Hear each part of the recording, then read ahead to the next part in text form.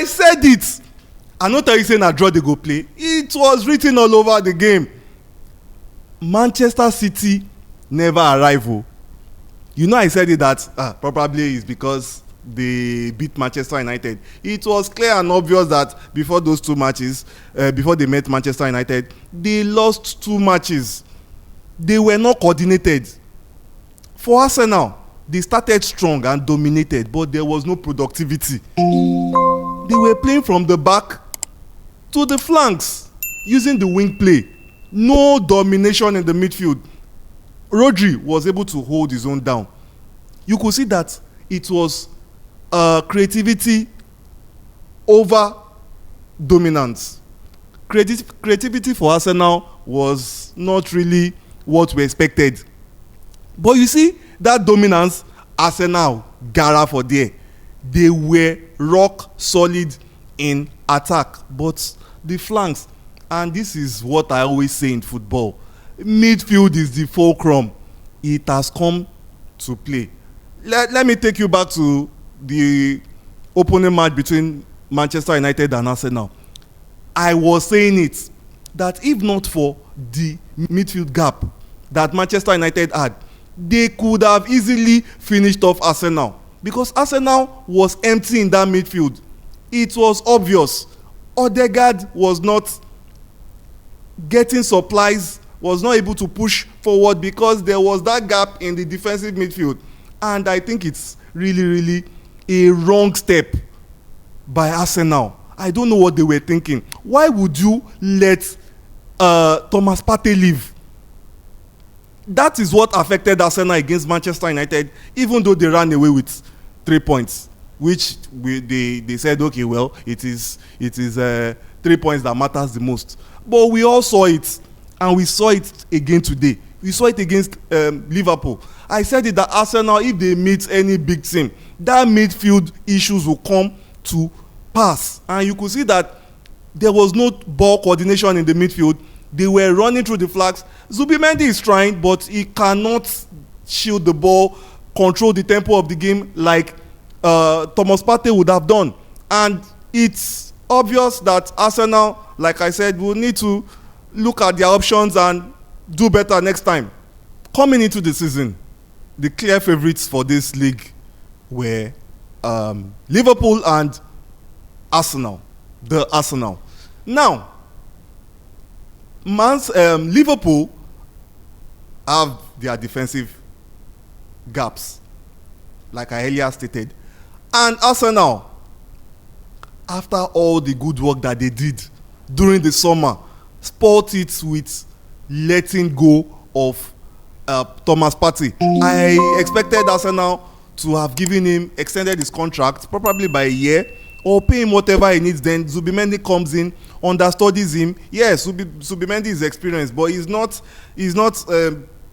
used to the English kind of football. He's coming from a place where they play it more tactical, unlike England, that is a fast-paced environment. So I think if Arsenal can actually fix these grey areas, because looking at Odegaard recently, he's not be I would say probably because of the injuries he had in the last season, it really affected his performance.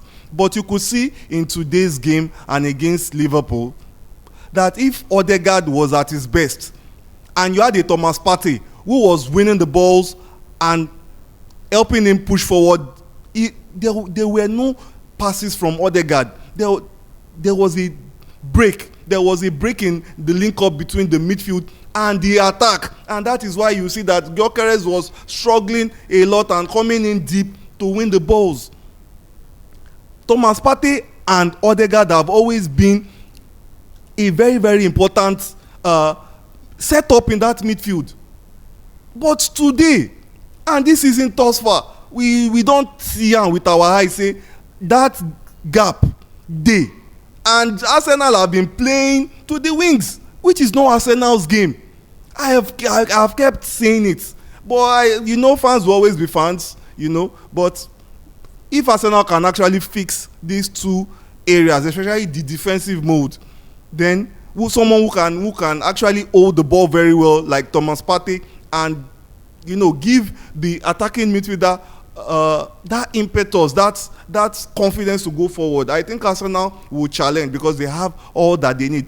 They are the most complete team, if I must confess. I think they are much more complete than Arsenal, Liverpool in terms of their bench. They have players like for like players. Before, Arsenal depended so much on Saka, but now you have people who can come in. Madueke still needs to learn a lot of things. That mentality he brought from Chelsea is still very, very obvious in his games. He holds on too much on the ball. You need to 1-2 passes.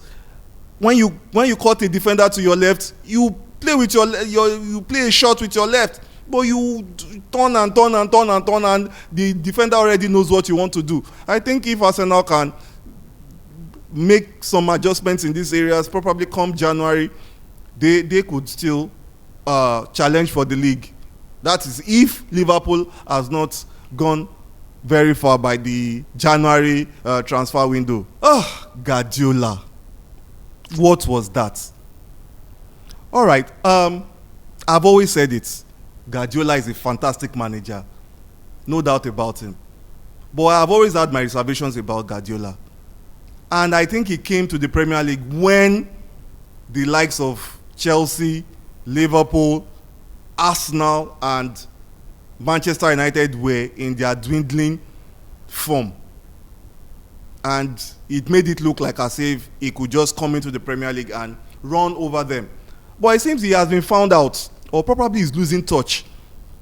I think the pressure of the Premier League is getting at him. Because I don't understand why just one player, Rodri, having a dip in form and your whole system comes crashing down. It is appalling. It is not what should be happening to Guardiola. He's like he's lost it. Probably he needs to retract his steps, build that team. I think he allowed a lot of players to grow weary and old at the same time. And I think sometimes he's always overconfident. There are some players that he allowed to leave that shouldn't have left the club. But he believes so much in his ideology, and I think he needs to work on that. Because what was that today? It's not as if you were leading Arsenal by 2 or 3 goals. Why would you remove someone who was a threat to the Arsenal defense? Few minutes to go. He did the same thing against Real Madrid about 3 seasons ago. You had not won the match. You removed what's his name? This guy that went to Napoli now, De Bruyne. You removed him. Why? You were playing a Chelsea that had N'Golo Kante in midfield in a Champions League final. A Champions League final that you won more than 2-3 times before you came to England and Manchester City. And you were playing a team that had N'Golo Kante in midfield. And you banked Rodri and the other Brazilian and started this Turkish, this German player that went to Barcelona. What's his name now? I'll try to remember his name. And you started him, thinking that you could actually probably he was thinking that he could rush them and score 1 or 2 goals and bring them in, but it was too late. Because you were actually playing in a Champions League final. This is not a home and away situation. You did the same thing today. How many minutes left? You removed your striker, who was obviously a threat, because you could see that, and the run into the opening goal, even Gabriel couldn't meet up with his pace. So you allowed Arsenal, and you saw that Arsenal brought in 2 game changers in Saka and Eze, and you removed your striker, Guardiola. I don't really understand what actually goes on in his mind a lot of times. The most annoying part of it all is these guys a tall, lanky striker who has been helping you to defend all through this match, defending set pieces and corners, and you removed him. Obviously, one of your tallest players. He runs at, he charges at the defense. You brought in a more or less an inexperienced striker. What were you thinking? Were you leading 4-0 or 3-0? You don't have I'm not sure you have a match in midweek, and even if you had a match in midweek, it is just 1-0. I think Guardiola really underestimated Arsenal, and it really came back to hurt him. I think Arsenal is depending far too much on corner kicks. Why am I saying this? Now, Arsenal have shifted base from midfield into the flanks, which we all know Arsenal aren't that spectacular when it comes to wing play. I'm not saying that they are not good on the flanks, but more they dominate more. They play better when they're in that their midfield attacking mood. But it was obvious that they've been struggling since they lost Partey. More so that we don't have Odegaard on ground. You understand? And I think relying on set pieces only works against the smaller teams, and teams who you can't in modern football, you can't be relying on set pieces. Now Arsenal only get to play well when they meet the supposed smaller teams.